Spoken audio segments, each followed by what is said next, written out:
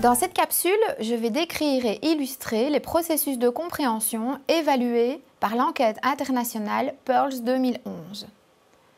Pour cela, nous allons examiner ensemble quelques-unes des questions relatives à l'un des 12 textes de l'épreuve, administrés en avril 2011 à 206 classes de 4e année primaire.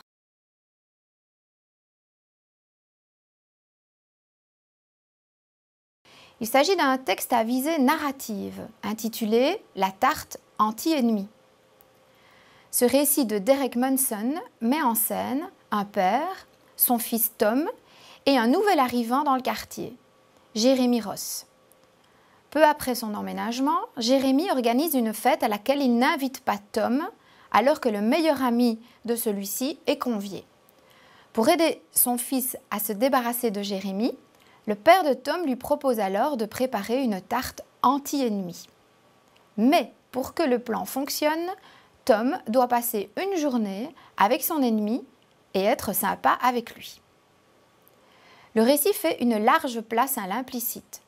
L'intention du père est évidemment de mettre en place les conditions pour que les deux enfants apprennent à se connaître et à s'apprécier. Mais à aucun moment, l'auteur ne dévoile cette intention. Ce récit de près de 900 mots est présenté sur 4 pages et est accompagné de 15 questions ouvertes et fermées. Ces questions mettent en œuvre les 4 processus de compréhension suivants. Retrouver et prélever des informations explicites. Faire des inférences simples. Interpréter et intégrer des idées et des informations. Examiner et évaluer le contenu, la langue et les éléments textuels. Les 2 premiers processus caractérisent le mouvement qui va du texte au lecteur, tandis que les 2 derniers processus visent le mouvement qui va du lecteur au texte. Ces 2 derniers processus ont constitué des obstacles majeurs pour les élèves de 4e année primaire. Passons en revue quelques questions visant à évaluer la capacité d'effectuer une inférence simple.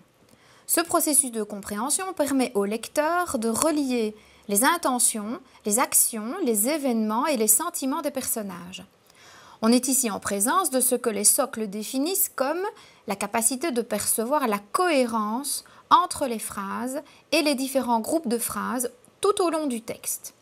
Il s'agit donc d'intégrer les informations en donnant du sens aux différents référents et connecteurs. Dans notre exemple, les questions mettant en œuvre ce processus visent essentiellement des connecteurs de cause implicites. Par exemple, la question 2, au début de l'histoire, pourquoi Tom pensait-il que Jérémie était son ennemi? Pour comprendre ce premier paragraphe, 3 informations doivent être mises en lien. Je n'aimais pas Jérémie, il a organisé une fête sans m'inviter et a invité mon meilleur ami Stanley. Le connecteur de cause est implicite.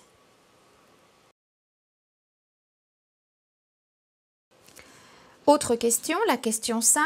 Quelle a été la réaction de Tom quand il a senti la tarte anti-ennemi pour la première fois? Explique pourquoi il a eu cette réaction. La réaction de Tom se comprend en reliant différentes informations. J'étais perplexe, la tarte sentait vraiment bon, alors qu'elle n'aurait pas dû sentir aussi bon.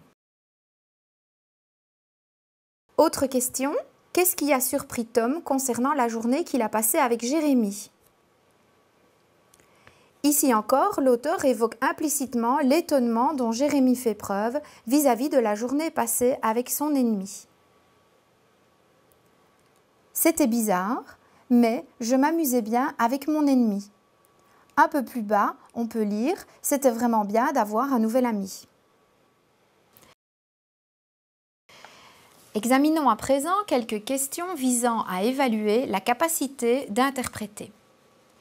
Il s'agit d'intégrer les événements du récit, les actes des personnages disséminés à travers le texte pour fournir cette fois une interprétation du caractère des personnages, de leurs intentions et de leurs sentiments.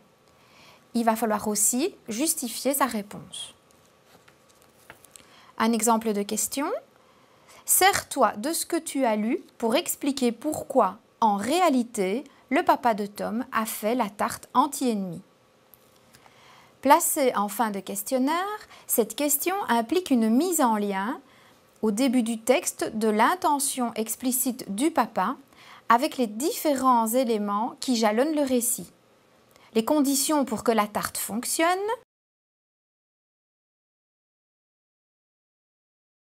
l'amitié naissante et le fait que le papa et Jérémie mangent la tarte sans que rien de fâcheux ne leur arrive. Question 15. Quel genre de personne est le papa de Tom? Donne un exemple de ce qu'il a fait dans l'histoire qui le montre. Pour répondre à cette question, le lecteur doit puiser dans son expérience ou dans ses lectures antérieures pour qualifier le papa de Tom. Mais il doit tenir compte des informations contenues dans le texte et mentionner une des choses qu'il a faites illustrant ce trait de caractère. Par exemple, on peut dire qu'il est rusé car il a dit à son fils que la recette de la tarte était secrète. Analysons enfin deux questions visant à évaluer la capacité d'examiner et d'évaluer le contenu, la langue et les éléments textuels. Il s'agit ici de comprendre notamment le point de vue de l'auteur, des éléments stylistiques tels que des métaphores simples ou encore d'exprimer une préférence et de la justifier. Exemple de question, qui raconte l'histoire? Par exemple, dans la première partie du texte, les éléments suivants permettent d'identifier le narrateur. Autre question. Quelle leçon peut-on tirer de cette histoire? Cette question est sans doute la plus essentielle car elle permet d'évaluer, entre autres, la compréhension globale du récit. Mais elle invite en plus le lecteur à percevoir l'intention de l'auteur. Pour donner une réponse correcte, l'élève doit donc généraliser le message contenu dans le texte. Il doit se décentrer en évaluant le contenu du message.